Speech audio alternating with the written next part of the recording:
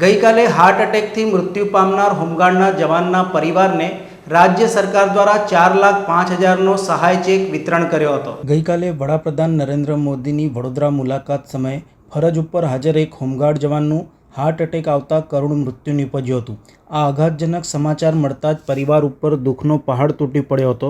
જો કે સરકારે સંવેદનશીલતા દાખવીને ત્વરિત કાર્યવાહી કરી હતી। આજે સવારે જ ગાંધીનગરથી આવેલા અધિકારીઓએ મૃતક જવાનના પરિવારની મુલાકાત લીધી હતી અને તેમને સરકાર દ્વારા મળવાપાત્ર 4,05,000 રૂપિયાનો ચેક અર્પણ કર્યો હતો। ગાંધીનગરથી આવેલા મનીષભાઈ ત્રિવેદી સહિતના અધિકારીઓએ પરિવારજનો સાથે વાતચીત કરી હતી અને તેમને સાંત્વના પાઠવી હતી। તેમણે પરિવારને ખાતરી આપી હતી કે ભવિષ્યમાં જ્યારે પણ જરૂર પડશે ત્યારે સરકાર તેમની પડખે ઊભી રહેશે। આ પ્રસંગે વડોદરા જિલ્લા કમાન્ડર ગૌરાંગ જોશી પણ ઉપસ્થિત રહ્યા હતા। આ મુશ્કેલ સમયમાં રાજેશ આયરે પણ હોમગાર્ડ જવાનના પરિવારની સાથે ઊભા રહ્યા હતા। તેમણે પણ પરિવારજનોને સાંત્વના આપી હતી અને જરૂર પડીએ હંમેશા મદદરૂપ થવાની ખાતરી આપી હતી। પરિવારજનો દ્વારા પણ ગાંધીનગરથી આવેલા અધિકારીઓ અને રાજેશભાઈ આયરેનો આભાર વ્યક્ત કર્યો હતો તો હોમગાર્ડના પરિવારના સગા પારુલબેને સરકાર અને અધિકારીઓનો આભાર માન્યો હતો। ગાંધીનગરથી આવેલા અધિકારી મનીષભાઈ ત્રિવેદી અને જિલ્લા કમાન્ડર ગૌરાંગ જોશીએ પણ આ દુઃખદ ઘટના ઉપર શોક વ્યક્ત કર્યો હતો અને પરિવારને શક્ય તમામ મદદની ખાતરી આપી હતી।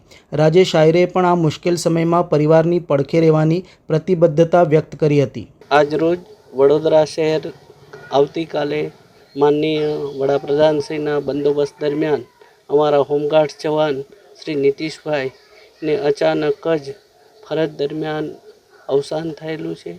હોમગાર્ડ દળ ચિંતિત છે અને ગંભીર નોંધ લીધેલી છે।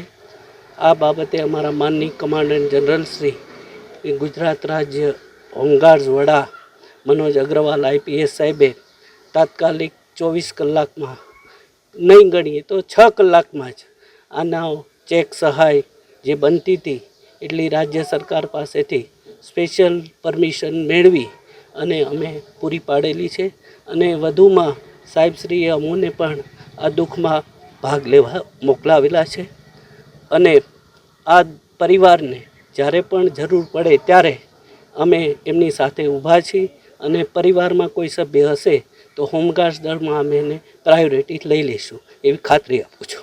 તમે જોયું કે ગઈકાલે જે ઓપરેશન સિંદૂરના અંદર જે વડોદરા શહેરની અંદર જે અભિવાદનનો જે કાર્યક્રમ માન્ય નરેન્દ્રભાઈનો હતો અને એ દરમિયાન કે જે અમારા લક્ષ્મીપુરા ગામ જે વર્ષો જૂનું અમારું ગામ છે અને ગામની અંદર જે અમારો દીકરો હતો જે 28-29 વર્ષનો જે દીકરો હતો અમારો જારિયા નીતિશ, એ સમય દરમિયાન તેને હાર્ટનો કંઈ પ્રોબ્લેમ થયો અને આકસ્મિક સ્થળ પર જ એટલો સિરિયસ હતો। ઇન બિટવીન સરકારના કર્મચારીઓ સાથે બીજા લોકો પણ ભેગા થઈને એને ત્યાં ગાડી લયા પણ ક્યાંક ત્યાં મૃત્યુ થયું છે યા રસ્તામાં શું છે એ ખબર નથી પણ પ્રાયોરિટી પ્રિલિમિનરી જ્યારે એને SSGમાં લઈ ગયા ત્યારે એને ડેથ ડિક્લેર કરવામાં આવ્યો અને ત્યારે સ્થળ પર અમે પહોંચી ગયા હતા। સ્થળ પર અમે જોયું અને પછી હજુ સુધીનો રિપોર્ટ એ હાઇપરટેન્શન છે, હાર્ટ એટેક છે, શું છે હમણાં પ્રિલિમિનરી રિપોર્ટમાં એને હાર્ટ એટેક કહેવામાં આવી છે કારણ કે ગરમી અસહ્ય છે અને હાર્ટ એટેકના લીધે એમનું મૃત્યુ થયું। તરત જ અમે વડોદરા શહેરના સાંસદશ્રી અમારા પ્રમુખશ્રી અને ખાસ કરીને બાળુભાઈને સંપર્ક કર્યો કે આ રીતનું છે અને આ થયું છે।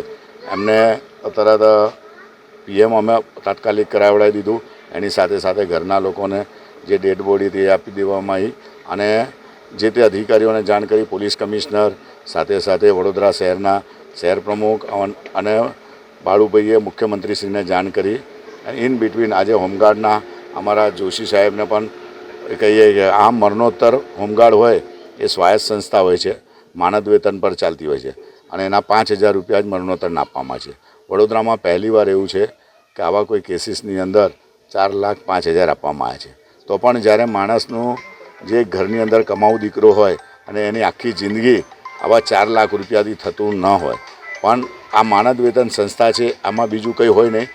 અમે એમના ઘરવાળાને ઘરેથી બી કીધું છે, સરકારને બી અપીલ કરી છે કે એમના ઘરેથી કોઈને નોકરી પણ મળે, સાથે સાથે કાયદાકીય રીતના એમના જે પણ એમને લાભ મળતા હોય એ થાય અને એના કરતાં પણ વધીને વડોદરા શહેરના અમારા રાવપુરાના વિધાનસભાના બાળુભાઈએ મુખ્યમંત્રીને પણ રજૂઆત કરી છે.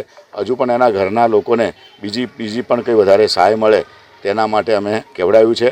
અને સાથે સાથે કે આ જ રીતના બીજા પણ હોમગાર્ડના લોકો હોય એ લોકોનો ભાઈ કોઈ એક મેડિકલ ક્લેમ થાય, કોઈ એ થાય એવી એમને પણ મેં આજે કહેવડાવ્યું છે.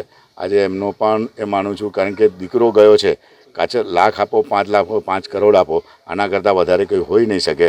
પણ સૌથી સારી એક વાત છે કે એના ઘર પાસે એને એક પાન સાથે ગાર્ડ ઓફ ઓનર આપી એ છોકરાને આજે સરકાર તરફથી કરવામાં આવ્યા છે. દુઃખ તો છે જ, પણ દુઃખની સાથે સાથે એને હજુ પણ વધારે કરતાં સરકાર તરફથી સહાય મળે. અને સમગ્ર ભારતીય જનતા પાર્ટીના લોકો હશે, સમગ્ર લોકો એની ચિંતા કરી રહ્યા છે. સાથે સાથે સરકાર પણ ચિંતા કરી રહ્યા છે.